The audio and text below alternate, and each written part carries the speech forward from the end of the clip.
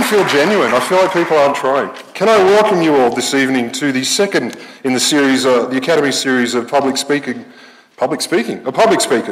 Science fiction becomes science fact. So we're looking at episode 2. The last one was spectacular, and I expect this one will be as well. We're going to talk about what great scientific ideas sprang from the world of books, television, and so on. And we have different guests along throughout the year to tell us all about it. I'd like to also extend a special welcome to the Academy's Council who are here this evening. You may be sitting next to someone extremely august and not even know it. So maybe you want to talk to your neighbour afterwards and find out what they do. My name's Rod Lamberts. I'm the host of this series. I'm the Deputy Director of the Australian National Centre for the Public Awareness of Science over at the ANU, which is, I can't tell in a round room, it's in one of the directions of the compass. We're very close to it at any rate. I also do some things with Radio National, a little bit of live sort of stage shows talking about science and evidence, and I write a lot for a website called The Conversation. Occasionally I'm also a serious academic. Before we get into this properly though, I would like to acknowledge and pay respects to the traditional owners of the land on which we meet, the Ngunnawal people of the Wiradjuri Nation. It's upon their ancestral lands that the Australian Academy of Science is built, and as we share our knowledge, teaching, learning and research practices, may we also pay respect to the knowledge embedded forever within the Aboriginal custodianship of the country. Now, I'd like to remind people of a few technological things we have going on here before I hand over to tonight's speaker. There's a live streaming going on and it will be available later via the Academy's YouTube channel. So right now this is being streamed. There's also going to be for any Twitterati out there. Are there any Twitterati out there? If you don't know what I mean, then you're not Twitterati. If you do know what I mean, there's a hashtag for this event, which is hashtag sci-fi sci-fact. If you use that hashtag and you wish to ask questions or make comments, we may in fact capture them at the end of the presentation, and those questions and comments may also appear on stage, a bit like Q&A, only we'll read them out loud. So without more ado, I'd like to introduce our speaker this evening, Dr. Annalisa Durdle, who is a forensic scientist with the Victorian Police Forensic Services Department. She specialises in the recovery of DNA evidence from major crimes, and it turns out she started doing this. She was doing her Masters in Forensics in New Zealand. She took up a job cleaning government forensic labs to support her research, such as the state of research in Australia and New Zealand. We have to clean labs to get their money in to do it. But the good thing was, after she'd thoroughly cleaned the lab with chemicals, she noticed each morning there were flies making their way back into the lab, which is delightful. And she thought, these insects must carry DNA, and that could pose a problem. But of course, she's turned the problem into a solution, and that's where her interest in the humble blowfly was born. So please join me in welcoming Annalisa to the stage, who's going to tell us all about how insects are helping investigators fight crime.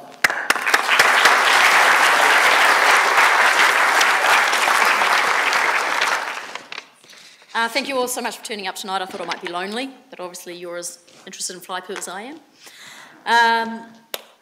Like Rod was saying, this is all about science fiction to science fact. Back when I was a kid, way back in the day, I actually would think of science fiction being kind of robots and aliens and kind of all those laser kind of guns and real futuristic stuff. And then I grew up and I got involved in forensic science, and now this is my science fiction. Don't want to be the one to break the news to you, but we don't get DNA profiles in 10 minutes. We only occasionally solve cases in an hour. We certainly don't go around saying things like the evidence speaks for itself as we put on our sunglasses. And even if we were good looking, which I can assure you a lot of us aren't, you wouldn't know anyway, because we're top to toe in disposable gowns, hairnets, booties, face masks. You can't even see us under all that stuff. So this really grumpy looking gentleman here, he's actually a bit of a rock star in forensic science. His name's Edmond Locard. He was a Frenchman. Back in the day he was known as the Sherlock Holmes of France, and he operated in about the 1900s, early 1900s, and he coined the phrase that is at the heart of forensic science today, and that's every contact leaves a trace. So what he meant by that was that if a criminal is going to commit a criminal act, they will leave a trace that will be able to link them back to that actual crime. Now, back in his day, obviously, he was talking about things like fingerprints, tool marks, maybe fibres from the person's clothing. Science fiction for him would have been that trace that you can't see, and that's DNA.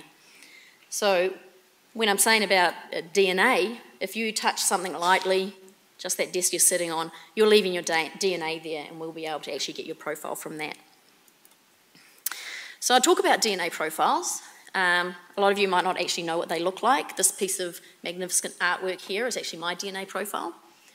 So I'm just going to give you a bit of background about what you're actually looking at. So a DNA molecule it's really long. It's made up of all these building blocks. In the human DNA, there's actually 3 billion of these building blocks.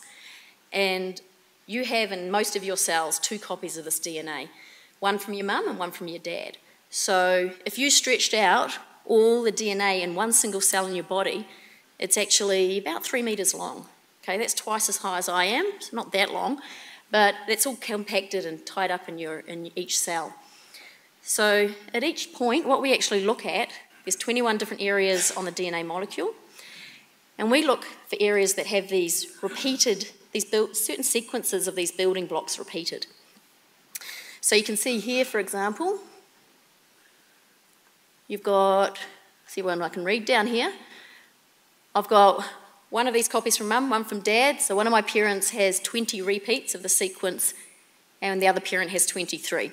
So the chances of somebody else having the exact same profile of me is less than like 1 in 100 billion. So it's very unique to a person. Now, if you have a single peak at a particular area, you know, it means mum and dad have got the actual same number of repeats. And the more peaks you have, the more inbred you are.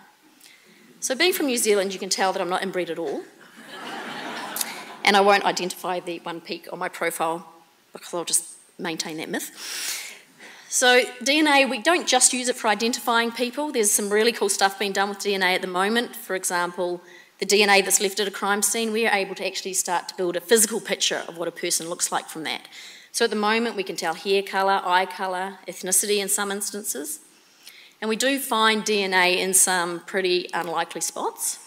A real common thing for burglars to actually do is to take a bite out of food at a crime scene, and then they just leave that food lying around. So we can get the DNA, obviously, from the saliva. Another thing that burglars like to leave at a crime scene is their own poo.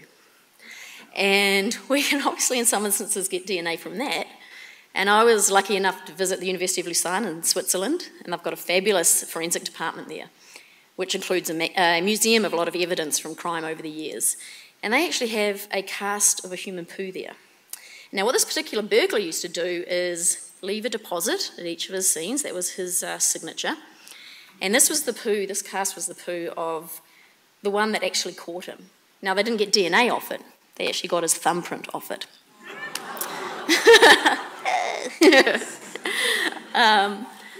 Another kind of creepy thing, you are lucky enough to give someone a kiss, you know, a proper kiss like this. Your DNA will actually be in their mouth for about an hour afterwards. So yeah, there's kind of a lot of areas that we can get DNA. Probably the freakiest thing is that your DNA can be at a crime scene and you weren't even there. And this is what we refer to as DNA transfer. So let's say, for example, you're using your mobile phone. So your DNA is going onto that phone when you touch it. And then your mate asks to borrow the phone. So you give it to them. They're actually going to pick up some of your DNA and potentially have it on their hand as well. So when they go to commit a crime, like your friends generally do, and they touch a surface at a crime scene, then your DNA could actually be there as well. And you haven't even been there. At least that's what you'll tell your mum anyway. It's my mate. So I actually, for my research, I looked into an interesting area, or maybe an odd area of DNA transfer, and that actually involves fly poo. So I'm just going to give you a bit of a background about flies and the way they eat and digest, for anybody who's not an entomologist out there.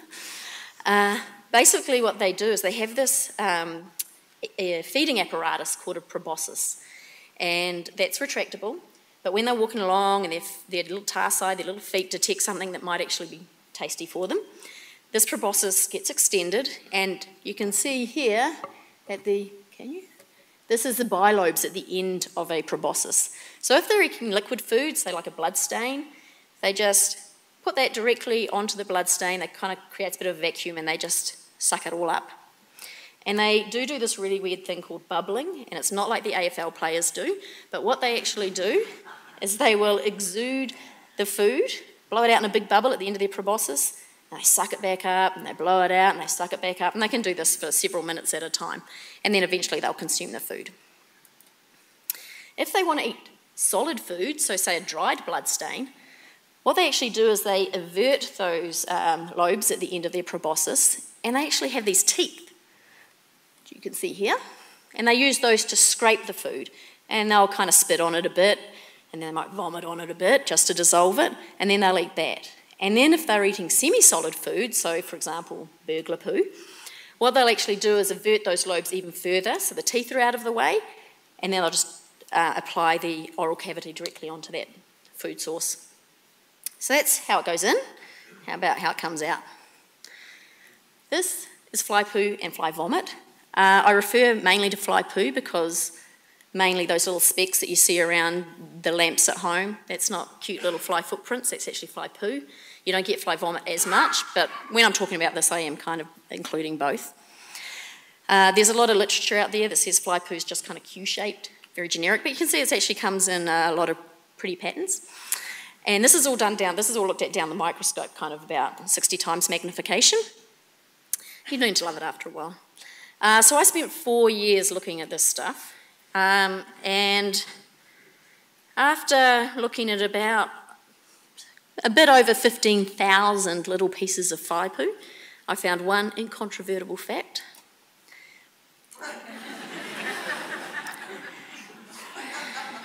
Crazy and cross-eyed, actually. That's actually me at the very end of my PhD. It was great. The other incontrovertible fact I did find is that you can actually get human DNA in fly poo if the flies have been feeding on human biological material.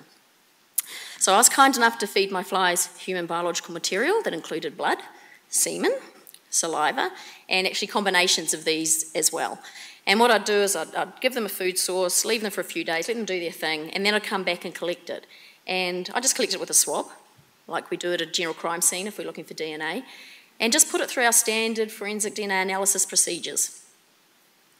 And I looked at various numbers of poo within each sample, and it generally was a case of the more you had, the more likely you were to get a DNA profile out of it. But the interesting thing was you could actually get full human DNA profiles out of a tiny sub 1 millimetre speck. Just one speck was all it needed, especially if the flies have been feeding on semen or a mixture of semen and saliva. So that was actually very interesting.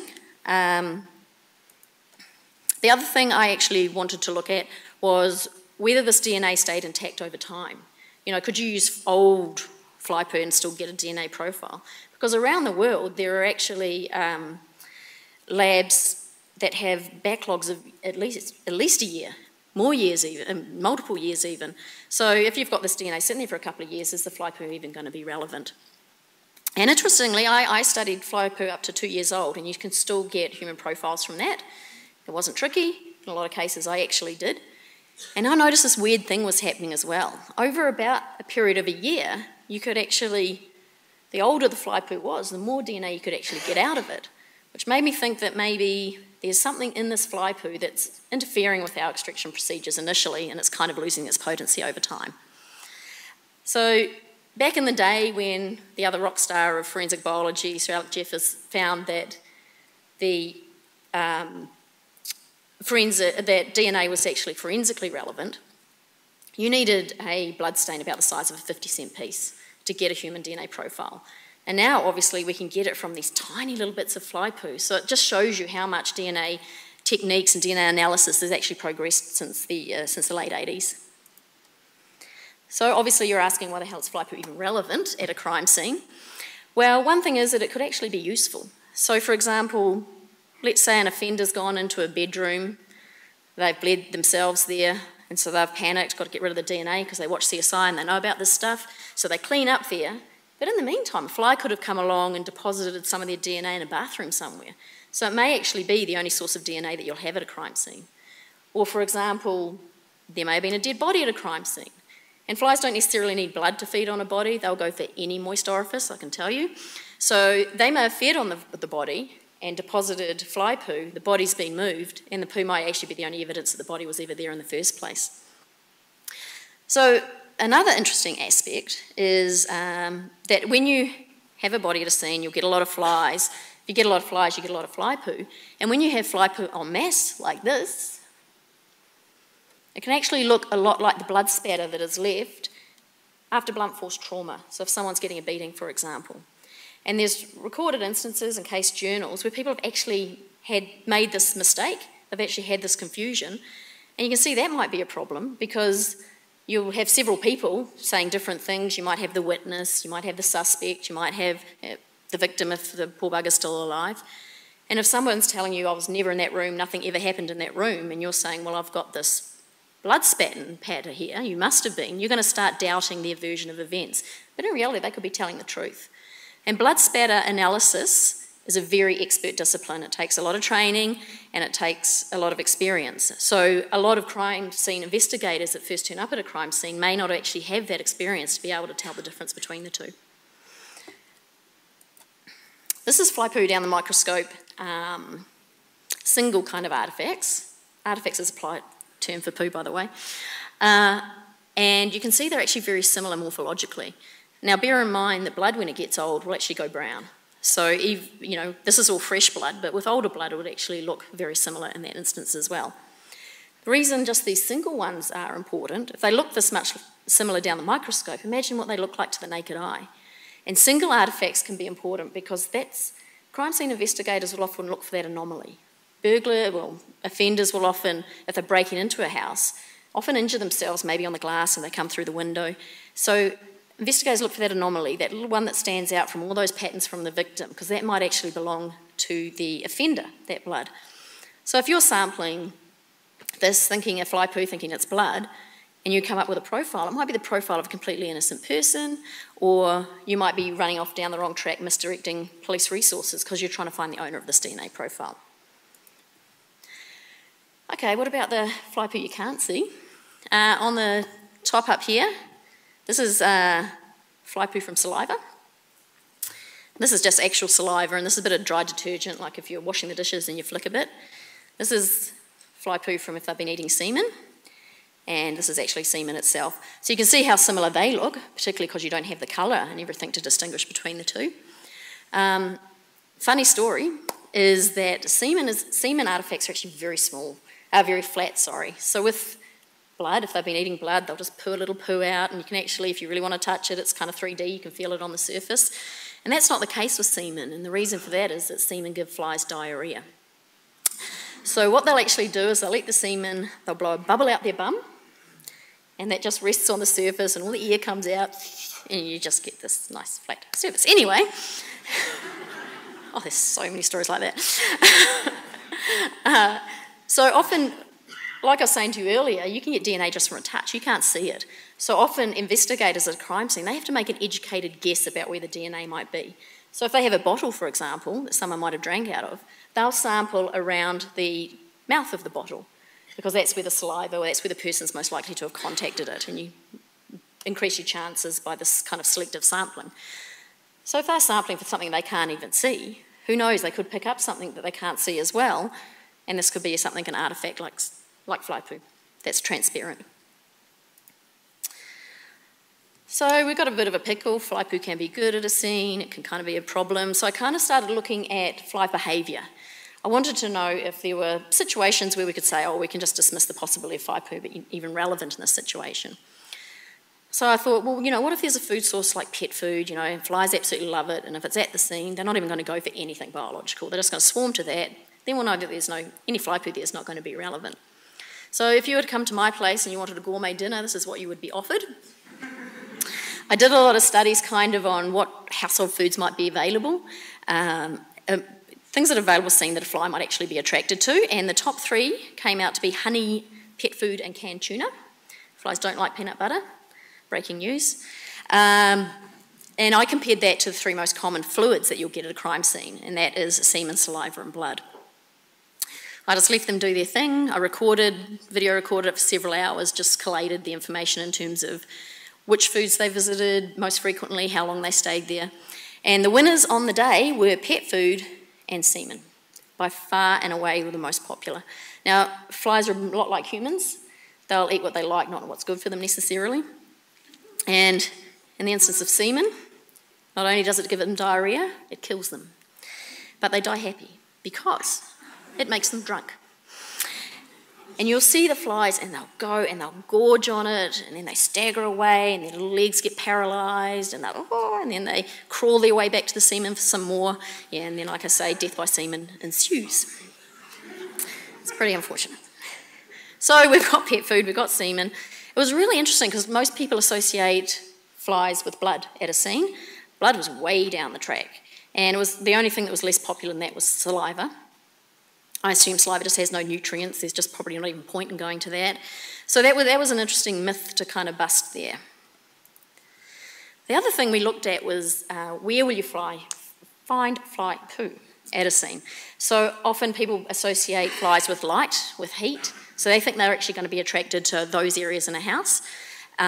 So what I did with some very kind friends, we papered the inside of an entire derelict house, put down a glass plate of human blood, released 1,000 flies and ran like hell.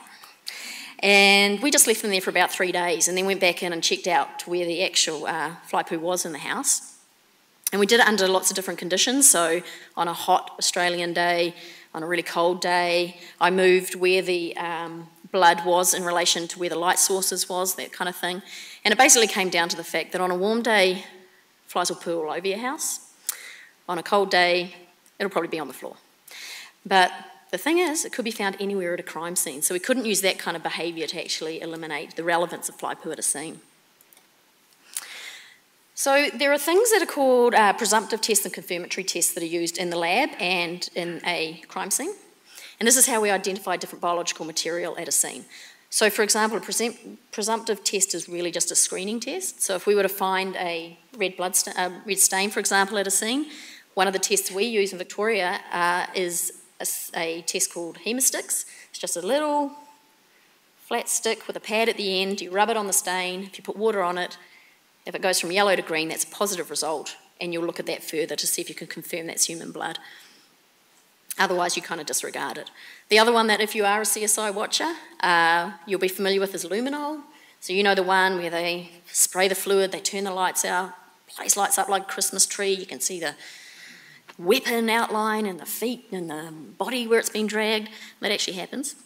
And that's called luminol. So for example, this is the side of my fridge in my lab. I do my thing, I spray my fluid, I turn off the lights. Lo and behold, there's a message.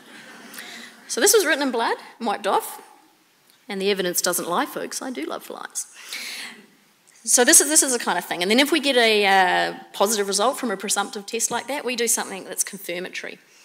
There's a number of these kind of tests, and what they will actually tell you is that yes, it is definitely blood, and yes, it comes from a human. Although some of the tests do have false positives, and you'll also get a positive with gorilla blood and ferret blood. But unless you can eliminate the presence of a murderous ferret running through your neighbourhood, killing people and stuff, you pretty much can assume that it is actually going to be it's probably going to be human on the rampage. But the interesting thing was I tested these against my fly poo, and initially they were really good. If it was a 3-day-old piece of fly poo, you could make the distinction with these tests. But the older it got, the less useful they were. So by the time the fly poo was 2 weeks old, you couldn't use these tests. They couldn't tell anymore. And I think it's that weird factor that I don't know what it is, maybe interfering with the identification of fly poo early on, but after time loses potency, and there you go, you can't tell anymore. So unfortunately that comes a bit pointless. So this is what I dream of, an episode of CSI. Because basically what we have is no way of identifying fly poo. Can be a problem, maybe it's not. Maybe you've got a situation, you know, slightly clumsy guy, maybe his name's Ben, and he's shaving and he cuts himself shaving, drops a bit of blood on the floor. Fly comes along, eats it up, poos in the next door neighbour's house, and then there's a body found in that house 2 years later. And this poor guy, he's protesting his innocence, but they're putting him in jail for a while. I reckon that'd make a great episode. I'm going to pitch that one. So thank you very much for coming along to listen to me tonight. I hope you now share the love of fly poo like I do.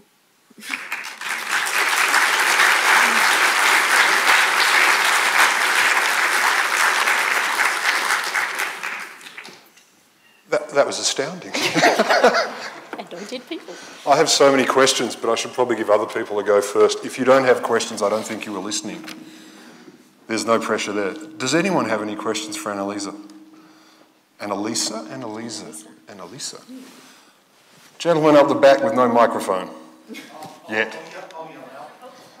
Oh no, you get in trouble if you yell out. This is a very august academy. You have to quiet voice.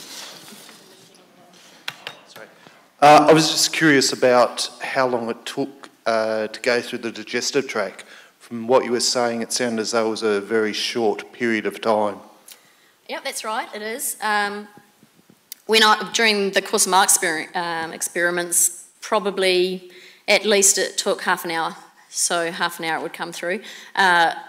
If I needed to clear the system of my blowflies, I could leave them for 24 hours, and by that stage most of it's actually gone through.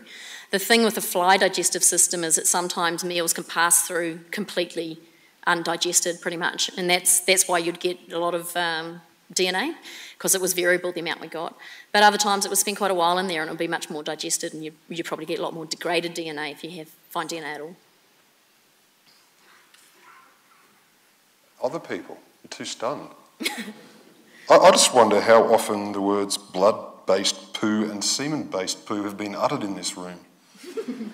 Everyone's been very grown up about it, but I find myself just a bit stunned. Scientists are very grown-up people. Do people ever ask you, how was your day at work? Do they want to know details? I don't get to do this at work, unfortunately. In Victoria, you have to be a sworn officer, really, to go to crime scenes. I get asked a lot more at parties what my research involved, and I become either popular or ostracised, depending on the nature of the people attending. I'm not going to ask which kind of party is which, but... What about... does anything actually disgust you, or are you just completely immune to everything? You don't have to answer that. I dare say, if something disgusts me, I haven't seen it yet. You get a lot of disgusting smells doing this sort of research. You have to deal with a lot of rotting liver. The maggots, when they're feeding, they generate a lot of heat, so you get a lot of rotting liver. I did have somebody in the university call me up frantically and ask if I had a dead body in my lab. I said I wish. So yeah, unfortunately I get bad smells, but I haven't seen anything too horrific yet. We have someone has to do a cross-country run to get to the microphone upstairs. Maybe we'll talk to this gentleman. No? Maybe. Oh no, we're good. Upstairs, sir. Yeah. Just a quick one. What about other insects? Certainly other insects do. I mean, there's been cases that have been solved because of mozzies. They obviously feed on your blood. The importance with fly poo is more that it looks so much like blood spatter. So there is an actual cause for confusion.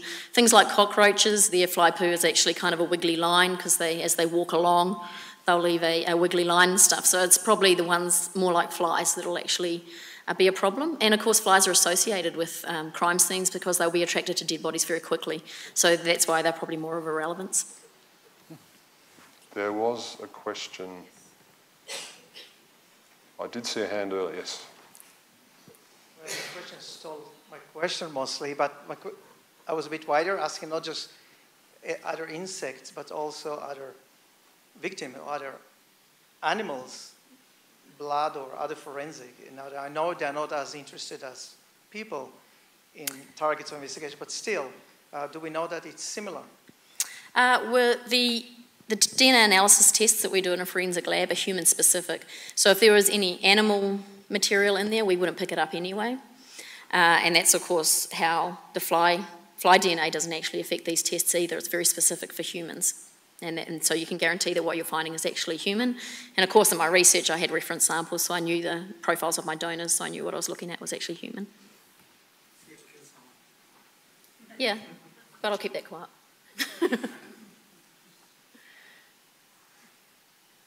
I guess this builds a little bit on the previous question, but how do you find donors for this research? Do you just put an ad in the paper and say we need blood and spit and whatever else? Whatever else? You turn to volunteers. Blood, not so hard to get from people, as long as they're not scared of needles. A lot of people will spit into a jar for you. Semen, you have to get your friends drunk. No. Problem was that I actually started this research just after I moved to Melbourne, so I didn't know a lot of people. And I made some friends, my neighbours mainly, and we'd have a few drinks on a Friday night and I would regale them with how wonderful science was and if you do this for me, I can give you your own DNA profile. Oh, wow. And so they concurred. And they would keep little vials in their freezer and top it up whenever I needed it. And there are other stories, but I think this might be a family show. Is it that much a family show? Are there any families in the room? Sir, down the front. Did you become known as that woman who wants to collect our semen, though? Is that your Yeah, I've claim got to people fame who've in your got me on blog? their phones as Semen Girl. And are still friends today. I've got several questions. You've got many different species of flies. Mm-hmm.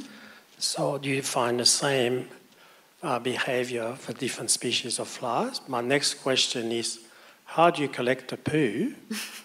Because it would be stuck to some dirt or some tissues and so on. And thirdly, why didn't you mention sweat?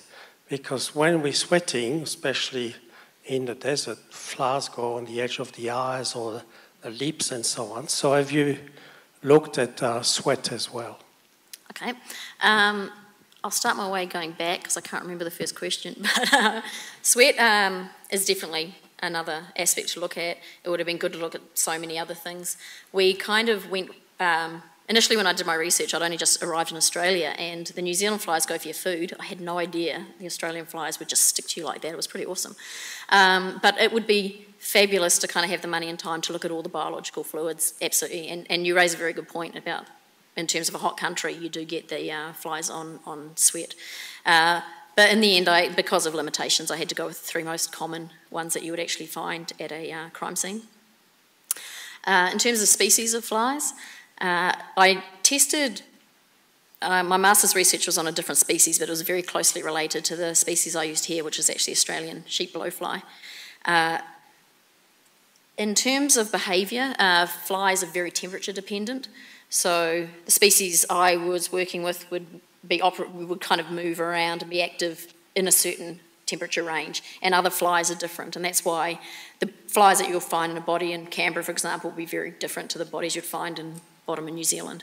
So, but I imagine in terms of digestion, flies are all pretty similar, and their general behaviour would be similar. I mean, to be able to accurately state that in court, you'd actually have to test that, but my impression would be that it would be similar. Sorry, what was the second question? Right, so when we're collecting for DNA at a crime scene, we just use cotton swabs, and you use the wet-dry technique. So you'll have a moist cotton swab, so that's what means you can actually release it from the surface. Cells are kind of dehydrated, so you've got that moisture to rehydrate them. And then you use a dry swab just to collect it up, whatever's left behind, and you combine those swabs, and that's what goes into the analysis procedure. Sounds so easy. It is. More questions? Up the back, sir.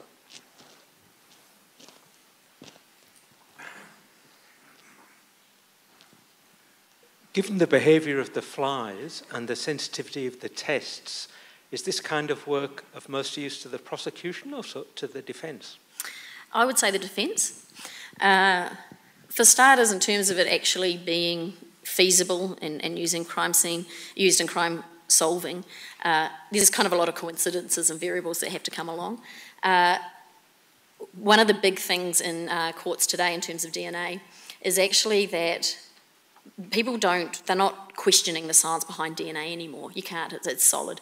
So they're now saying, yeah, okay, that's my client's DNA, we accept that, but how did it get there? So DNA transfer is what's becoming very big in court at the moment. It's actually been pivotal in turning over some cases, and it doesn't even have to be a feasible scenario. Some cases are getting turned over on things like, it can't be possible. So in terms of who it's going to assist, I think more the defence in terms of just planting that doubt in the mind of the jury or the judiciary. Upstairs we have a question. Change your mind? I'll jump in. Okay. Why do flies like semen so much, and why does it make them drunk and vomit and have diarrhea? I don't know if that just would happen to flies, but in that volume. It's interesting. There's actually a lot of nutritional value, I would suspect. I mean, I don't know for sure, and I'm not actually an entomologist, more a forensic biologist, but there's there's a lot of things that they need, such as carbohydrates in semen. And there's actually a shrub in Brazil, and the flowers smell like semen. And flies actually eat, because they need carbohydrates, they will feed on flowers and things like that. So there's obviously something in there, and I would suggest an odour particularly. They're particularly attracted by sulfurous odours and things like that. So I'm going to say that they're attracted probably by the smell initially.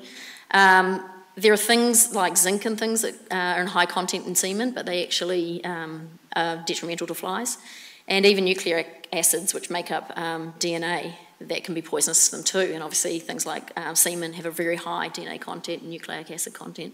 But I'm only surmising. I'd personally love to know myself. I think maybe not people in this room, you might not all be looking for new careers, but how many forensics jobs are there out there? Like 80 million? 0 to none?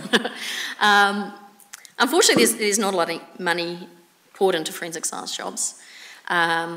Certainly in Australia and a lot of states you have to be a sworn officer, except in terms of forensic biology. But it is a very difficult job to get into, primarily because you develop a niche set of skills, and then where do you go from there without changing your career? So people don't tend to leave very often, so it makes the pool of jobs actually a lot smaller. So anyone listening at home thinking about forensics, I'm sorry. Better you find out now and from an expert. Any other questions? Oh, yeah, we have someone down the front. Hi, I was just wondering if you know why the flies bubble. Nobody knows for sure, but there has been a bit of research into it, and what they think it probably is they're actually trying to concentrate the food through evaporation.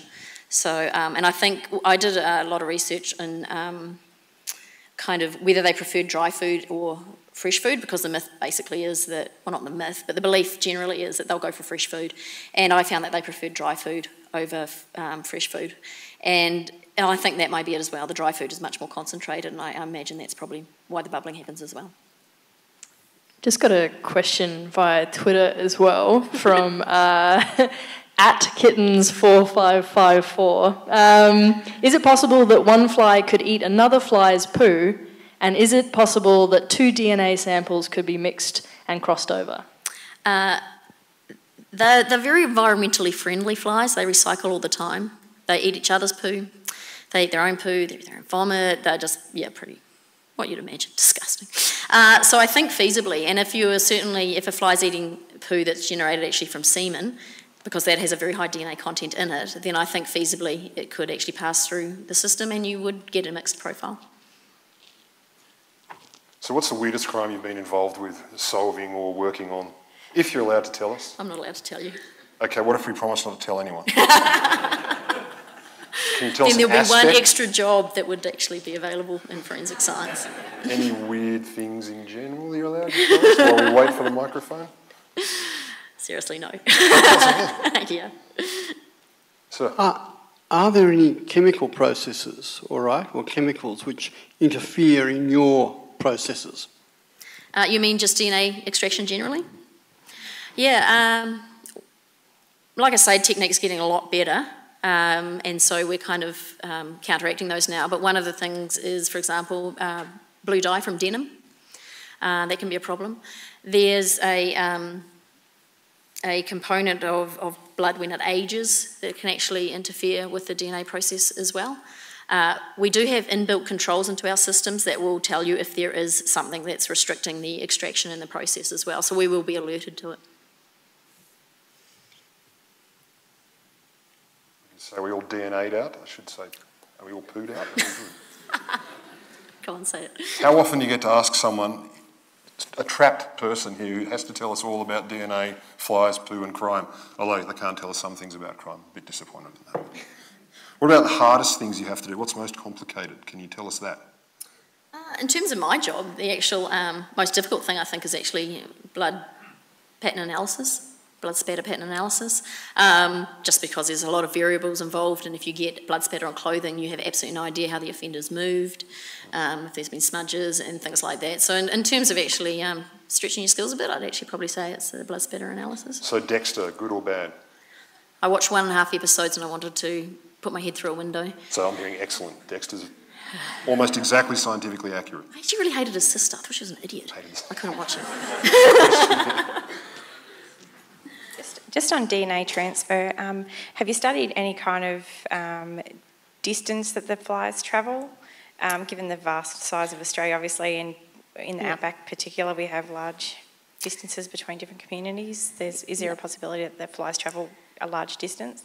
There is. There's been quite a bit of research done about that, not by me personally, obviously, but and the general thing is that they'll travel maybe kind of 5 or 6 kilometres on their own bat. But the thing with flies is they could get trapped in your car or, you know, on a plane or whatever, so they could actually be transferred a lot further, so you can't kind of guarantee that they will necessarily be within that location where they originally ate the food. And we now have fruit fly in Auckland, New Zealand from Australia. So you're welcome. Thanks. Up the back. Can we get a microphone up there, Bella? Thanks.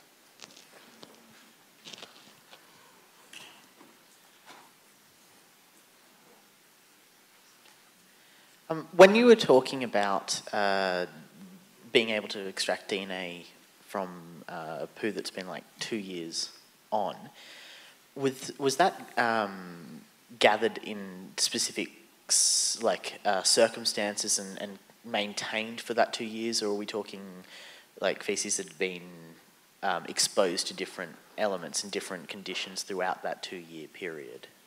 So this was all controlled experiments. So they sat in my lab for 2 years, which was temperature controlled, light and night and day, light controlled.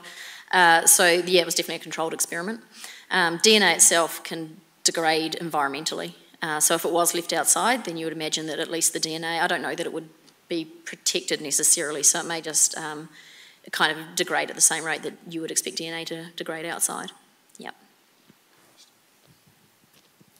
Given that flies seem to really like semen, is it feasible to actually send them into a place where you think there might have been a crime and get them to hunt it out for you? I think there is a niche in the market for that sort of process. Wow, that's a great idea. I'm going to have to think about that one a bit more. I do think that there's also a niche in the market for the inbuilt pest control systems that guys carry around. So yeah, maybe we should go into business together. I think we could find something with this. You'd need little jackets marking them as officials, wouldn't you? Yes, you probably would. Sir. Following the last question, if you were to think of like something in the terms of science fiction, like you've seen where it's been in the last 30 years, where do you think this science could be in the next 80 years? So which science specifically, fly poo or DNA? Whatever, yeah. It's advancing at a fantastic rate. What you'll tend to find, I think, in the forensic science community is somebody notches onto an idea and everybody's just studying it. It's difficult to say, I think, but I don't know whether eventually people will run out of ideas, but it may also get to the point where it's counterproductive. We now have tests that are so sensitive for DNA that you run the risk of contaminating yourselves when you're analysing it and that kind of issue. So there has to be a point, I think, where as long as it's not counterproductive, you can keep going, but otherwise you need to kind of move into other areas. And we'll talk about DNA, but there's fabulous developments going on in other areas of forensic science as well. Yeah, up the back. Could you elaborate on how cleaning a lab led you to being an expert on fly poo? I'm an expert on fly poo because nobody else in the world has bothered. So we'll stick with that one. I actually did my master's at the Forensic Labs in Auckland. And like I said, I was cleaning the floors, and to correct any misconceptions you might have, the DNA labs, or the Forensic Labs, sorry, in Auckland is actually state-of-the-art. It's world-leading. It's a world-leading laboratory. And so they not only do you clean it every day, they have UV lights that go on for several hours overnight to get rid of DNA and things like that. But, a bug will get into a crack anywhere. So I'd go to clean the floors and do all that sort of stuff, and there would often be bugs in there. And, it wasn't just flies. Flies were actually probably quite rare. It was more kind of things like spiders and things like that would get into them, and they would just be crawling in. So when you're actually cleaning the floors in a lab and your mind's just ticking over and you've figured out already what you're going to have for dinner, you kind of just started thinking of pretty random stuff. And that's kind of how I ended up there. The niche market of poo. Another question. Do you think it'd be impossible to manufacture an artificial DNA? It's actually already been done. Yeah, it's. I think that might have been appeared on a CSI episode, but yeah, you can create DNA and create it. I guess if you knew the person's profile, their profile, but there would be aspects to it that would alert investigators that it's not legit, presumably. And another. More questions. How much does an analysis cost? Mm-hmm. Secondly, you're going to go to court, present your evidence in court. Do you have someone else checking your result, or do you keep samples at very low temperatures for analysis at a later stage? Yeah. How are you looked at by other people? I mean, do you send your samples to another laboratory or some other expert, or do you have a supervisor? We have a lot of rigorous controls, obviously. It's required. You're dealing with somebody's life when you're looking at the DNA at a crime scene. So every result that you put out of the laboratory is actually checked by a co-worker. In terms of how much a DNA analysis costs, a single analysis costs several $100s. But not only do you have your results checked, there's a lot of controls built in along the way.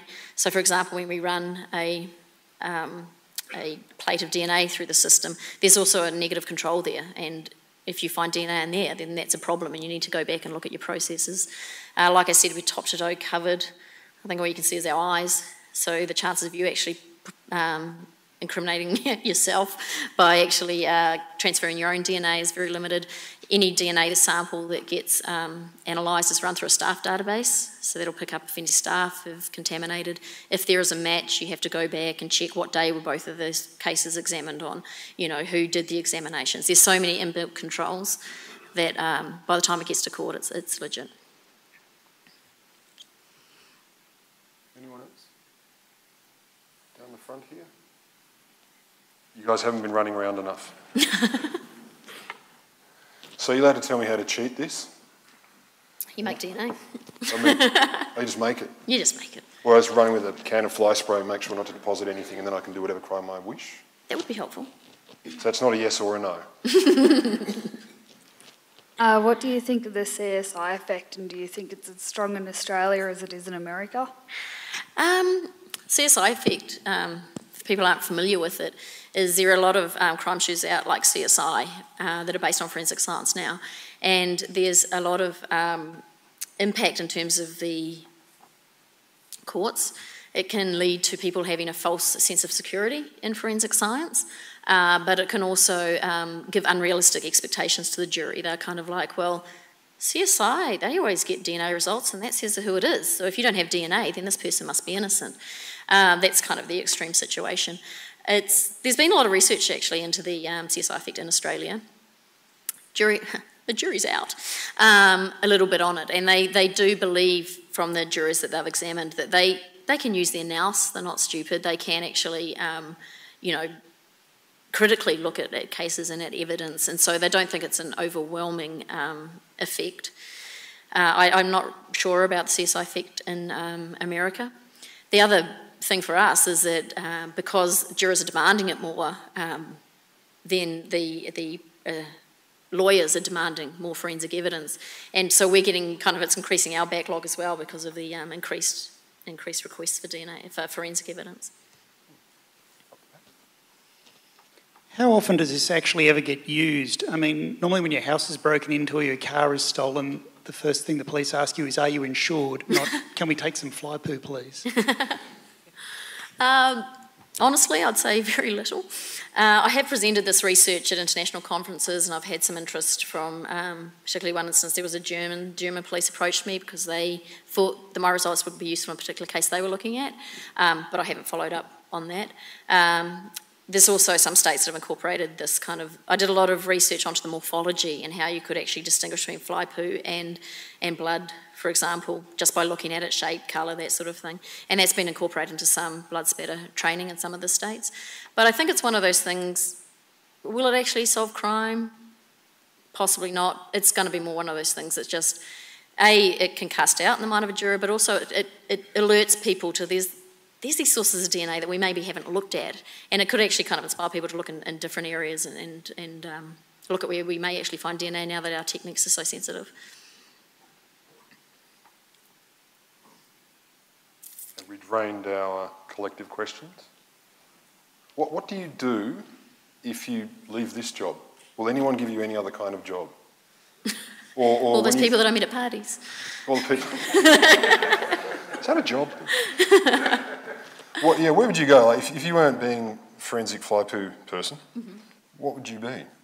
Well, actually, prior to this, I was a graphic designer. Graphic designer to fly poo. Blood spatter, I suppose. Fairly graphic. Yeah, what do you say? So I'm going to say it's probably something completely diverse. Maybe I don't know, maybe I'll become a hairdresser on a cruise ship or something completely random. But at the moment I'm loving it too much, so I don't think I'm going anywhere in a hurry. Oh, you can't. Once you get a forensics job, you have to stay there till you die, don't you? Pretty much. Yeah. Remember that if you're listening at home.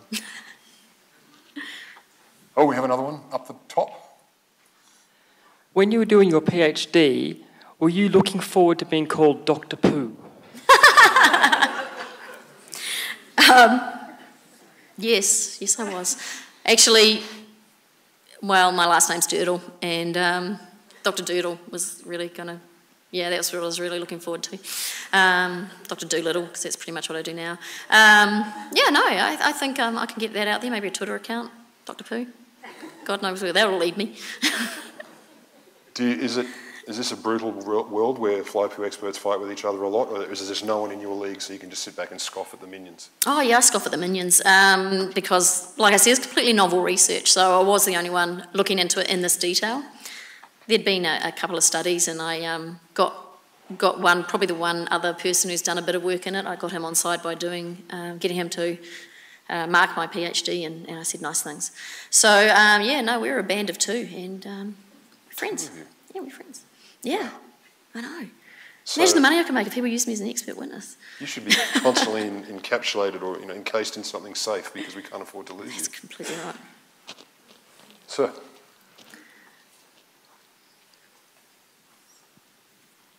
Have you thought about what other areas you could apply it to? For example, if you were, say, looking for an endangered animal in an area, could you catch flies, get them to poo in a controlled environment, and then analyse the DNA for the animal you're after? That's a really interesting question. It's not something I've thought of, but there is that, terrible illegal trade in animals, exotic animals overseas, and I guess if a carcass has been removed and there's not much left, then that's certainly an aspect. Of course, you'd need, there would be tests out there for animal DNA.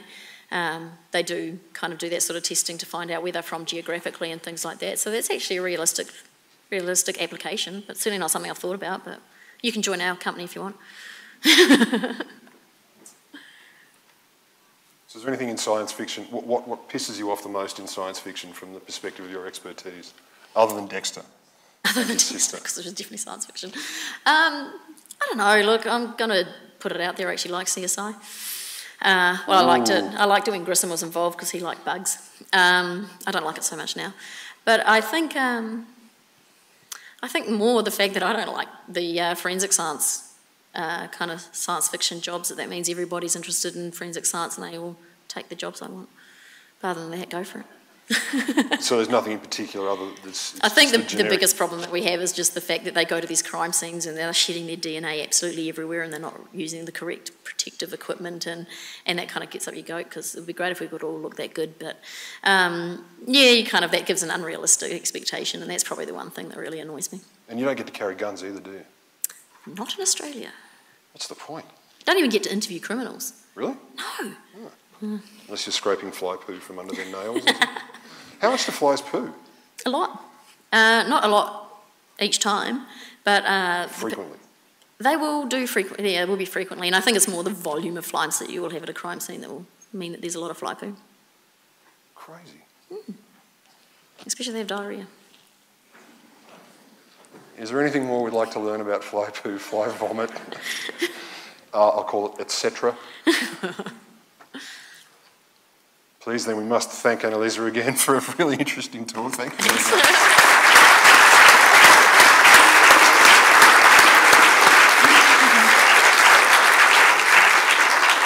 Can I also thank you all for turning up as well, and to the people streaming at home and watching us. This talk will be made available on the Academy's YouTube channel soon-ish. Soon-ish, you can take that to the bank. And can I also tell you about the next talk in April. It's not the one that was originally advertised because there's had to be a bit of a switch up in the schedule. So in next month we will have astrophysicist Professor Tamara Davis, and she's going to talk about warp drives and bending time. So if you like fly poo, you must like warp drives and bending time. I can't see any distinction. In May? I don't know. The 5th, I do know, the 5th. So, I think that's all we have for you today. Thank you very much for coming, folks, and I suppose you can harass Annalisa on the way out if you'd like to.